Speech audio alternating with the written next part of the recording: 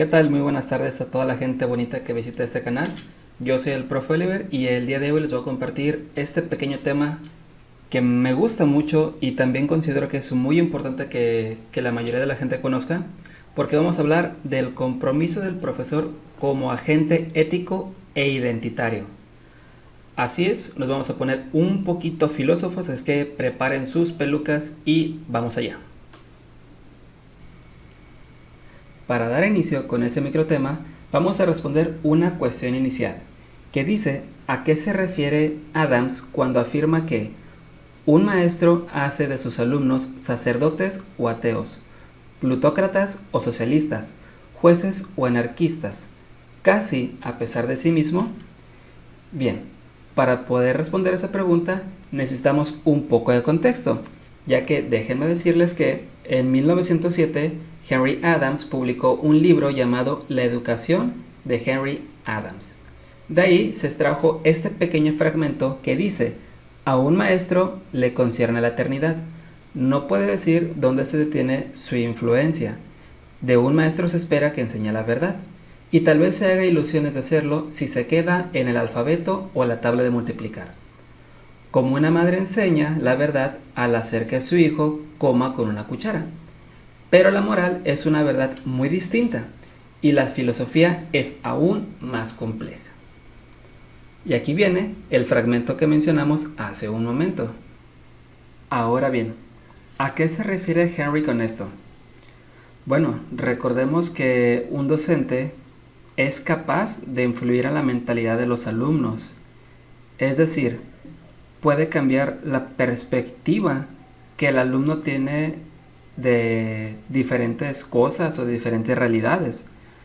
Por ejemplo, un alumno puede soñar con ser un astronauta, pero el docente puede impartir sus clases de matemáticas tan excelentemente bien, tan dinámicas, tan agradables, que es posible que ese alumno que soñaba con ser astronauta de pronto decida ser un matemático.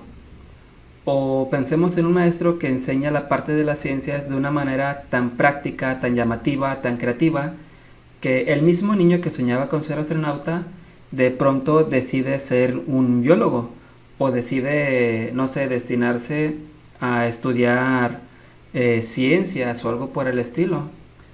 Entonces, la influencia que un docente tiene sobre los alumnos es bastante, pero bastante alta, ¿no? Bien, vamos a la siguiente pregunta.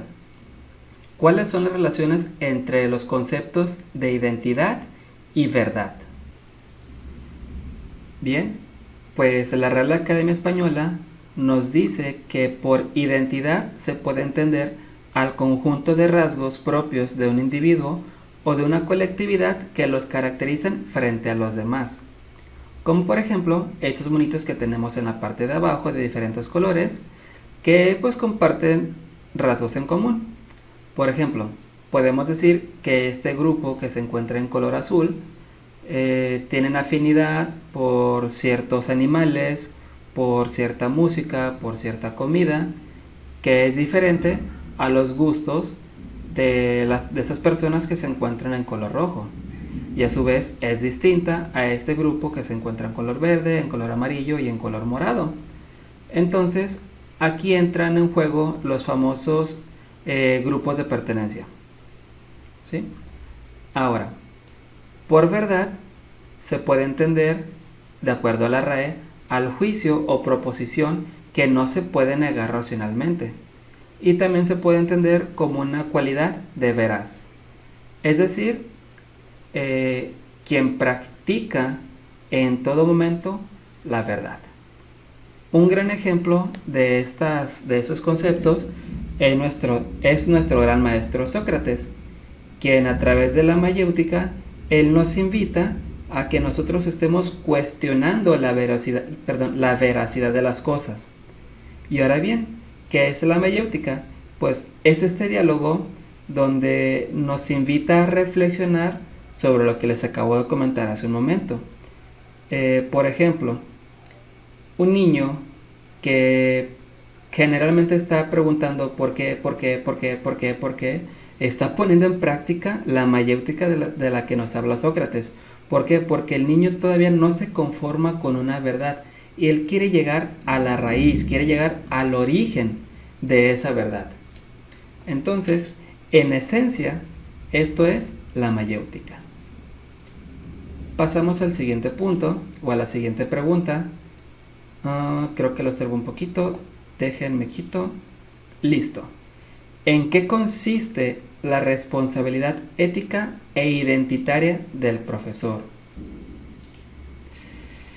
Esta es una pregunta muy buena y para ello me voy a detener un momento en los artículos 15 y artículo 90 de la Ley General de Educación aquí en México, donde dice en la fracción 1 del artículo 15 que uno de los fines de la educación es contribuir al desarrollo integral y permanente de los educandos para que ejerzan de manera plena sus capacidades. Es decir, un docente debe contribuir a que los alumnos se desarrollen de una manera integral.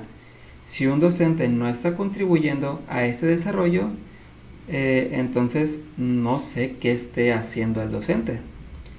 En su fracción número 5 del mismo artículo, nos dice que otro fin de la educación es formar a los educandos en la cultura de la paz, el respeto, la tolerancia, los valores democráticos que favorezcan el diálogo constructivo, la solidaridad y la búsqueda de acuerdos que permitan la solución no violenta de conflictos y la convivencia en un marco de respeto a las diferencias.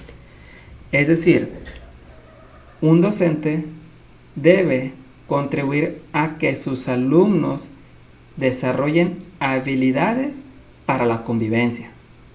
Y en su fracción número 10 nos dice que serán fines todos aquellos que contribuyan al bienestar y desarrollo del país. Ahora bien, en el artículo 90 nos dice que las maestras y los maestros son agentes fundamentales del proceso educativo y por tanto se reconoce su contribución a la transformación social. Volvemos al punto inicial. Un docente es un agente de cambio. Es capaz de modificar la mentalidad de los estudiantes. Es capaz de influir en las decisiones que toman los alumnos. Por lo tanto, debe contribuir a una transformación social positiva. Yo creo que esa es la responsabilidad ética de un profesor. Llegamos a la pregunta número 4 y última. ¿Cuáles son los límites de la influencia del profesor en tanto partícipe de un ideario y estilo educativo que le es propio? Para esta cuestión es muy importante que nosotros consideremos la imagen del profesor y su sentido de pertenencia. ¿Por qué? Porque un docente no tiene límites. Influye tanto dentro de la escuela como fuera de esta. Y si no me creen, pregúntales a mis alumnos que no me he encontrado fuera de la escuela, en el fútbol, en el cine, en la calle o algo. Todo el tiempo te dicen profe, ¿sí? Y en el momento que te dicen profe, las personas que están a tu alrededor ya te están concibiendo como una persona que en teoría debe ser éticamente profesional. ¿Y qué es una persona éticamente profesional en la labor de la docencia? Una persona que sigue las reglas, una persona que se dirige con respeto, una persona que ayuda a los demás cuando tiene la oportunidad de ayudarlos.